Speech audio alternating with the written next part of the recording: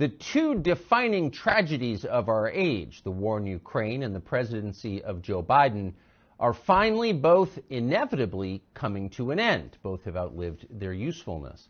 To assess what this means for the rest of us, and who should be taking a victory lap, Glenn Greenwald, host of System Update on Rumble, joins us now. Glenn, thanks a lot for coming on. So the war in Ukraine, which some have pointed out for nearly 2 years now, was never going to be won by Ukraine, since Russia has a population of over 100 million more people, is finally, apparently, headed for peace talks. NATO seems to have acknowledged that this is not actually going to work. What do you make of that?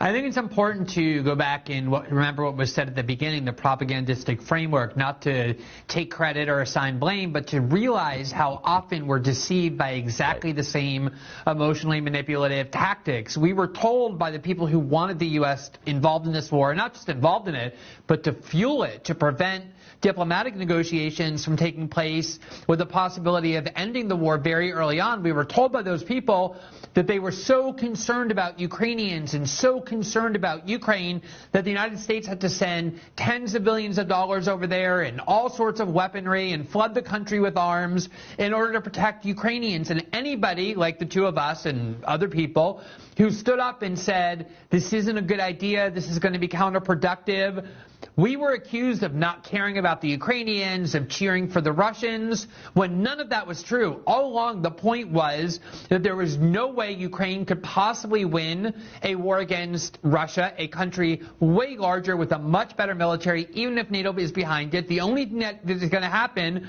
is that this war will be prolonged. Huge numbers of young Ukrainians and then older Ukrainians, not people who volunteered but who are conscripts. Zelensky has been fighting with a conscript army since the beginning, are going to die, and at the end, there's going to be a negotiation that says that Russia will end up being able to protect the part of eastern Ukraine it believes had people in it who are largely Russian-speaking, ethnic Russians, who are being oppressed by Kiev. They will keep Crimea. There's no way for these maximalist war aims ever to be achieved.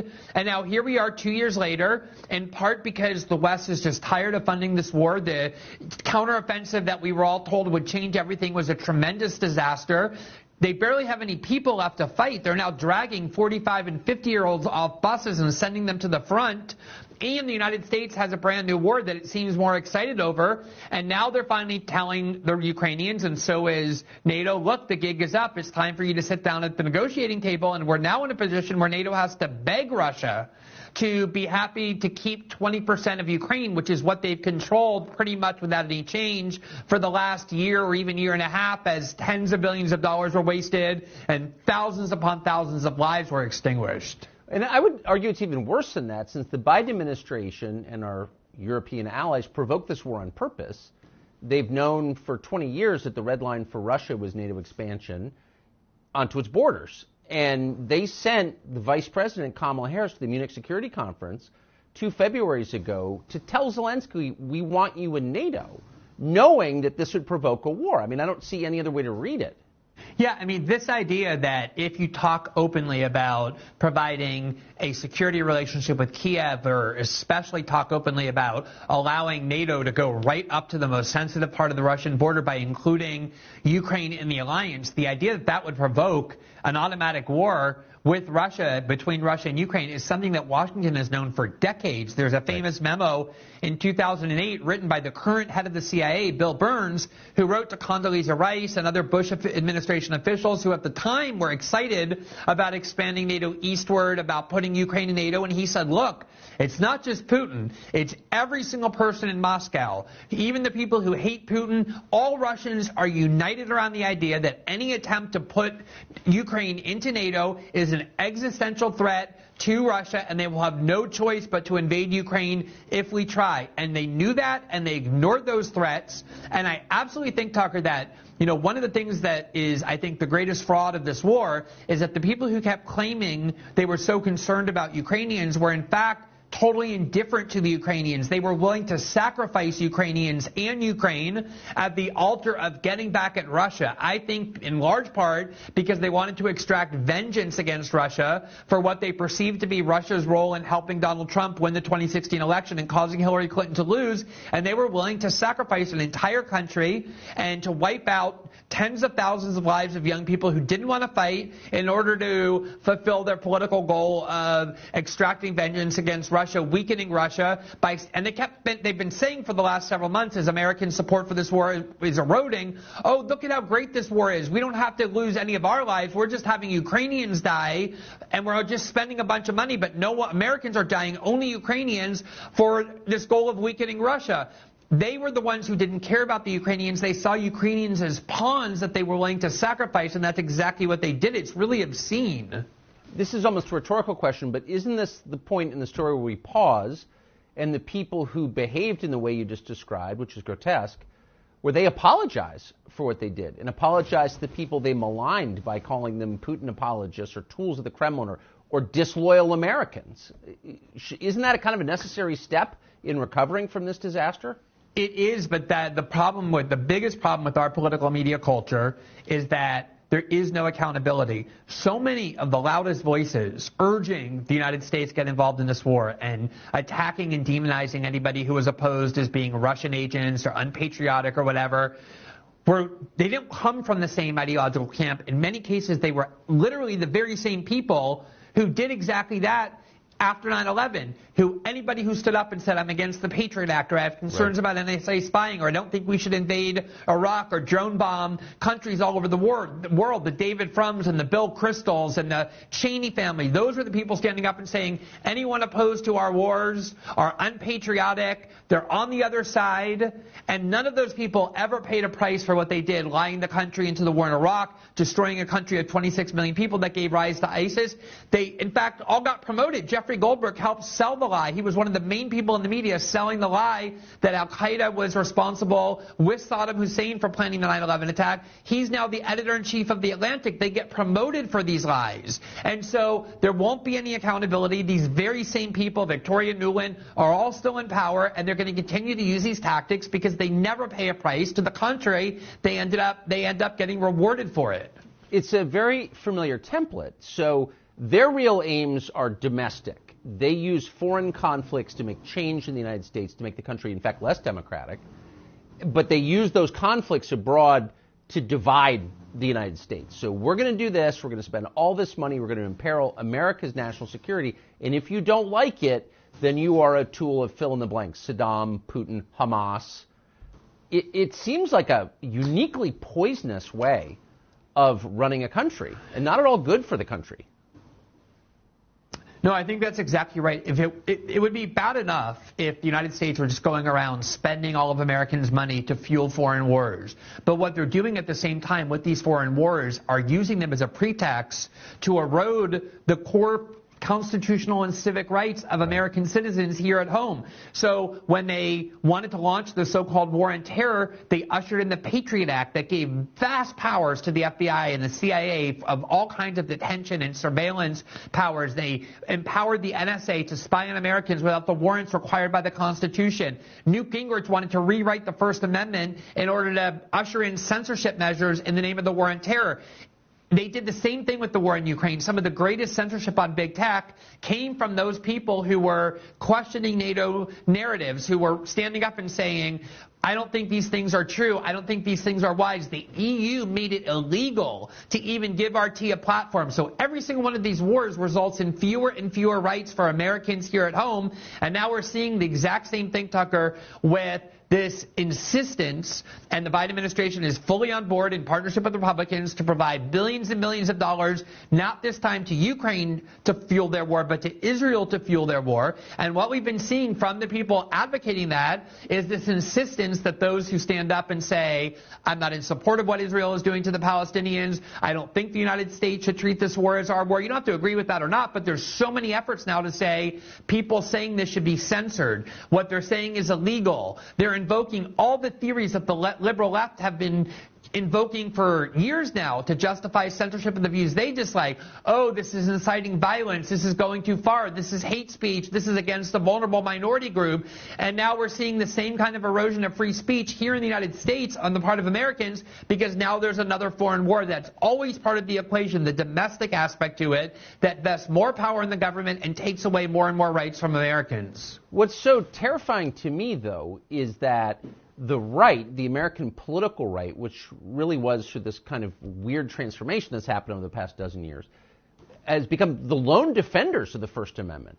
They've abandoned that in the last month, like instantly. So I think you could say, you know, I strongly support Israel. I strongly dislike Hamas. I'm rooting for, maybe I think we should commit troops to the region. I mean, whatever. You can have any view you want. However, American citizens have a right to express their opinion.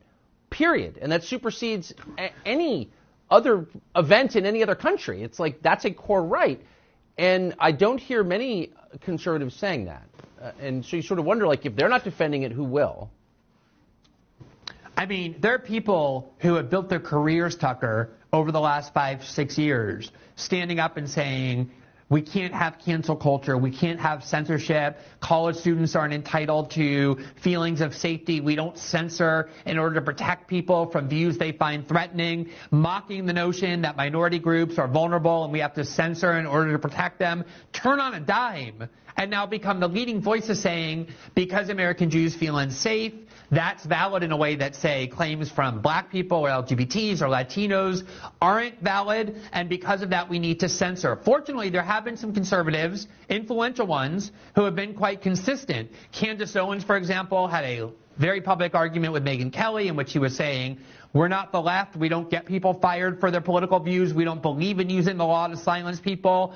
There have been Vivek Ramaswamy on your show. He just wrote an article in the Wall Street Journal saying we're not going to defeat Hamas through censorship or cancel culture in the United States. And I think the biggest example and the most important one, which is fire.org, that became very popular among conservatives in the United States because they were defending the rights of free speech on campuses for conservative students at a time when the ACLU wouldn't, stood up and vehemently denounced Ron DeSantis for a grave direct attack on the First Amendment when he tried to ban a pro-Palestinian group on campus on the grounds that they're providing material support for Hamas, even though he doesn't claim they did anything other than express their views. And I think this is the point. You are allowed to stand up in the United States and say, I think the United States should bomb Iran into oblivion. I think we should turn Gaza into a parking lot. Lindsey Graham stands up every day and calls for violence of that kind, and he's protected by the First Amendment from doing so. You also, though, as an American, are allowed to stand up and say, I think Israel is at fault in this conflict because of the occupation and the blockade. I think that people in Palestine have a right to fight back. I think that violence is justified because Israel has become oppressive. You can think all those views are repulsive, but leave the question of what you think of those views to the side. No question, Americans have a right to express them, and there has been a concerted effort on the part of many conservatives, including many who have led the way in mocking claims of victimhood and victimhood narratives by minority groups and the idea that people need to feel safe. They are now the ones turning around and saying, no, because of how dangerous this speech is, we need to ban it. We need to ban these protests. We need to ban student groups. We need to put people on no hire lists. The exact kind of tactics they spent 5 or 6 years, up until a month ago, aggressively denouncing. And it's very dispiriting, even though it's not surprising, the minute that they have views that they find offensive for them to watch them and turn around and use all the same theories to say those views cannot be expressed. That is incredibly dangerous because in the future when conservatives want to complain about the censorship regime that has been implemented, who will possibly take them seriously after we just watched them, the minute there was an issue of great importance to them, which is Israel, turn around and call for censorship. Obviously, it's not a principle if the only time you defend free speech is when it comes to views you agree with. Anybody can do that. That's easy to do. That's worthless. The only real test of whether you believe in free speech is whether you defend the right to express the views you find most offensive. And a lot of conservatives, not all, are woefully failing that test. I have to say, I am surprised. I was shocked by it. I am shocked by it. And I'm shocked not just by how little they care about freedom of expression, but also about the emotion involved. So for the past, 20 years, it's been a staple of demonstrations on college campuses to attack the United States. It's a garbage country. It was built on chattel slavery. It's fundamentally illegitimate. The New York Times devoted an entire year to telling us that the United States is a fundamentally racist country, and it's an immoral place, fundamentally, from its inception. And nobody said anything about it. Nobody stopped sending money to UPenn over that when they were attacking the U.S. or white people, or none of that even registered with anybody. But the second a foreign country gets criticized, we got to shut it down. I mean, where's the concern for the United States, or is that a stupid question? Yeah, I mean, you know, I had Mike Johnson on my show, the new Speaker of the House, 2 months ago, and I walked away with a somewhat positive impression, and yet I was amazed that, you know, we have this ritual in the United States. It's not very common. We elect a new speaker. It's only happened 56 times in the whole history of our country. And the new speaker sends up this tribune, and he gives a speech to try and tell Americans what his speakership will be about. And Mike Johnson had one opportunity to do that, and he said the very first thing we're going to do. And Americans were like, what are you going to do for us? Are you going to end the fentanyl crisis? Are you going to keep drugs out of our country? Are you going to provide better jobs for us? Are you going to reindustrialize? He said the very first thing we are going to do is pass a bill to help our friend Israel. That's the first thing we're going to do. And obviously there are a lot of people in the United States who have great affinity for other countries. Rashida Tlaib has a Palestinian flag outside her office. A lot of people have the Ukrainian flag flying inside their house. And huge numbers of people have intense affinity for Israel, which is fine. You're allowed to have that. The problem becomes when you immediately abandon all of the principles that you claim to believe in defense of this foreign country. And the only reason, Tucker, I say that I wasn't surprised is because I have noted many times before that the American right does seem willing to give up free speech as soon as the issue is Israel. I think one of the most disturbing set of laws that we have that were enacted mostly by red state governors and red state legislatures, and they've been invalidated by federal courts, thankfully, on the grounds that they violate free speech, but Andrew Cuomo did it too, are laws that say that if you want to work with the state, if you want to have a contract with our state, you have to sign a pledge vowing that you do not support a boycott of Israel. Otherwise, you are not hireable. You're allowed to support a boycott of any other country. You can boycott Peru, you can boycott South Korea or Russia or China, whatever other country you want to boycott, that's totally fine. Boycott that.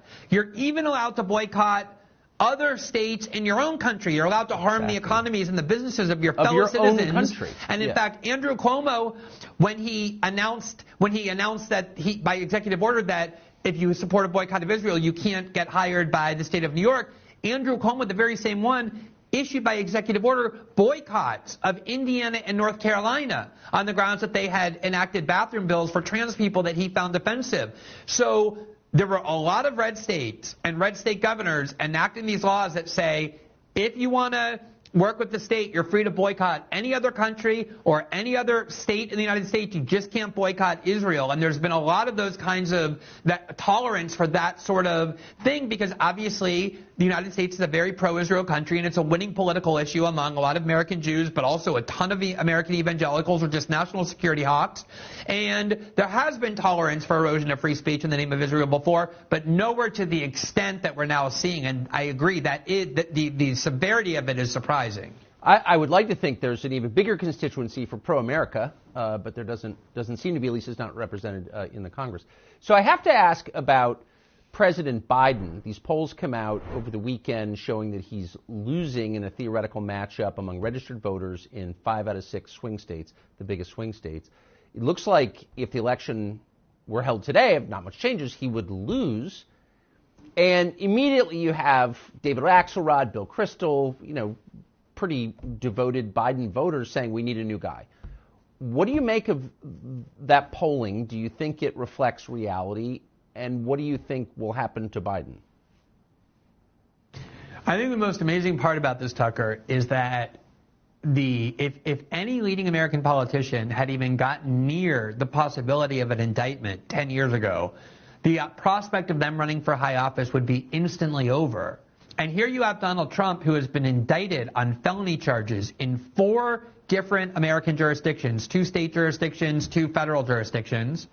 And not only has it not harmed him, it actually has helped him in the polls for sure among Republican voters. His lead has expanded every time he's indicted, but also among American independents and even groups that traditionally support Democrats almost reflexively, like black voters who 22% of in this latest poll, and we've seen similar polls say they would vote for Trump over Biden, and 42% of Latinos. And what this shows is that Americans have really come to the conclusion that our leading institutions of authority are radically corrupted. Our media outlets are radically corrupted. The Department of Justice and the legal system has been aggressively politicized. And so now Donald Trump is in a position where he's facing serious felony charges. I don't think they're serious in the sense that they're real, but they're serious in the sense that if he's convicted, he'll go to jail. They're felony charges, and yet his lead is expanding over Joe Biden, in part because people, I think, see the injustice of it, but also everybody can just look at Joe Biden and see that he is not a person capable of even managing his own life, much less the country. Yes. And that there's no cure for that. That's not going to get better. That's only going to get worse. And what their strategy now is to basically say to Americans, and I've seen many articles about this, many things on television, the problem is that American voters are ignorant. They're ill-informed. They're low-information voters, and that's why they're deciding this way, because the Democratic Party, I think, is stuck with Joe Biden. If he's not going to go anywhere, and he's the kind of politician who has never sacrificed his own personal self-interest for any kind of greater cause, there's no reason to expect that he would do so now. They're tied at the hip to him, and they see these polls and are in extreme panic mode. I think if you have liberal friends, you should definitely check on how they're doing after that last poll, because it's not just a Biden collapse. It's in key swing states, all of which he won in 2020, where Trump now has a significant lead despite 4 indictments. So all their efforts to try and destroy Trump have failed, at least until now. And I don't think the Democratic Party is going to abandon Joe Biden. If he wants to run, he's going to be their nominee. So there seems, and maybe we're imagining this, we pulled together a montage of media coverage of Biden recently. I want you to listen to it. It does seem a little different from what I remember last time I watched TV. Here it is. A stunning New York Times Siena poll shows that Donald Trump leading Joe Biden in Nevada, Georgia, Arizona, and Michigan. The number of Americans who think that things are going badly in the country today has hit its high for the year. So you might expect any incumbent to be down as Biden is. But then look at these positive views of what people think will happen for them financially if Donald Trump wins. Way more voters think they'd be better off. I guess the big news in the poll is that Biden is losing to Donald Trump because of huge losses among black voters and young voters. The more diverse the swing state, the farther Mr. Biden was behind, and he led only in the whitest of 6. Then let's look overseas. There's more voters, we find, who think that it's Trump that would keep the U.S. out of a war if he wins. This is probably going to lead to a lot of Democrats increasing the chatter that Joe Biden should step aside and make room for another Democrat. I love that white liberals are the only people who like Biden. So perfect. But the media don't appear, maybe I'm reading too much of this, they don't appear to be downplaying this, much less ignoring it. They seem to be highlighting Biden's weakness. What do you make of that? I mean, it's just, they're so grim. They're like, you know what it reminds me of? Have you seen those montages where the media started off election night 2016 incredibly excited and happy, and as the night wore on, they get bleaker and bleaker and more depressed until it finally sinks in, and by the time they're like so destroyed and practically in tears. That's the tone. I think what they're trying to do is to put pressure on the Democrats and Biden to say, look, this is serious now. Like, it doesn't seem like you have any chance of winning.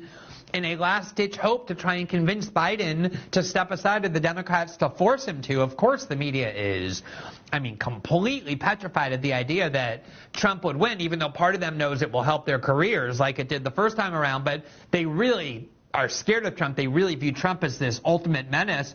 And I think those horrified tones are about the fact, 2 things. One, there's obviously a good chance Trump will win, and they can't understand that. And I think that's the other thing is, all they've been saying for 6 years is that Trump is a white nationalist, that Trump is a racist, that Trump hates all minorities. And here you have increasing numbers of non-white voters doing the exact opposite of what you would expect them to do if they trusted or believed what those people have been saying. Namely, they're voting for Donald Trump, the racist white nationalist candidate who wants to put them all into camps. And so if you're an employee of these media outlets and you look at these polling numbers, you realize that these people have tuned you out. They don't care what you say anymore. They don't trust what you say anymore. They have completely lost any control or influence over how Americans reason, because most Americans are smart enough to have come to the conclusion that those people that you just showed in the media outlets for which they work are absolute liars, are just propagandists and people who exist to deceive. And that is the good news, that these institutions where people have lost faith in deserve to have lost their faith and trust. They deserve the contempt and hatred they provoked. And it's good that Americans are recognizing that. And it's good that those people there, even though they'll never question whether they are to blame, are also starting to see that nothing they say really matters and makes a difference any longer. That's right. And they do exist to deceive. So nicely put. Look, one last question I have to just ask, since this is on tape. What is your prediction for how the next year, we're exactly a year from the election, plays out? Is it Trump versus Biden, November? I mean, what do you think is going to happen? I mean, it seems to me like Republican voters have very consistently made clear that Trump is their candidate. I just wanted to add one point about this next year, which I think is so important. I know it's taboo. We're not supposed to ever say anything good about Trump. But the reality is, Tucker, and I think people are going to realize this more and more, is that Trump was the first American president in decades, yes, not to involve the United States in a new war. Whereas here you have Joe Biden, seemingly there's a new war popping up all the time. He wants to involve the United States in every one, send all their money overseas for them. And at the same time, they remember that the economy was vibrant and good before COVID hit. You can't lie to the American people about their own experiences, their lived experiences, the left likes to say. And I think as the next year approaches, people are going to start to think about and compare what their lives are like under Joe Biden, where there's wars everywhere and inflation and economic turmoil, what it was like during Donald Trump. And I think they're going to be increasingly immune to the propaganda. And to me, I don't see anything in the Republican Party, obviously that can change, that suggests that they will abandon Trump. Now, maybe the one variable is that if Trump is actually convicted rather than just indicted and charged as he is now, maybe that will change Republican voters, or maybe that will change the electorate as a whole. I don't think so, though, because I think they look at this judicial system. There's nothing that Trump did that feels like a traditional crime. It's not rape. It's not murder. It's not embezzlement. It's not bribery. There are these very kind of technocratic and obscure crimes he's accused of having committed. And I just don't think that most Americans think that the former president should be imprisoned for anything like that. So if I were a betting man, I think the odds look pretty good for Trump. I think you're right. I've never sent money to a politician, but if Trump is convicted, I'm sending him the max. I think a lot of people feel that way, just as a middle figure. Glenn Greenwald, thank you so much. Great to see you. Great to talk to you, Tucker. Thanks. Younger people say the news is full of lies. In Kennedy's motorcade, 239 people. The death of Jeffrey Epstein.